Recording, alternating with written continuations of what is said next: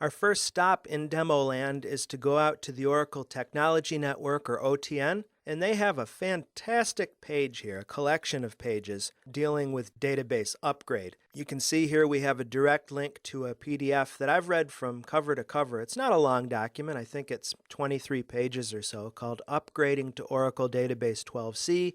We have a compatibility matrix for different versions. I'm just bringing you here to let you know that this site exists. We have handy-dandy navigation to appropriate downloads. Here you can download the Oracle Database pre-upgrade script directly. There's a documentation link here with links to the upgrade guide, the new features guide. Oracle just does such a great job in taking care of its customers with documentation. I'm an author myself. I write books and articles and stuff, so I guess I have a somewhat biased point of view. I'm super impressed when a company spends this much time and effort in their documentation. Anyway, enough fanboy stuff. Let's get into the virtual machine.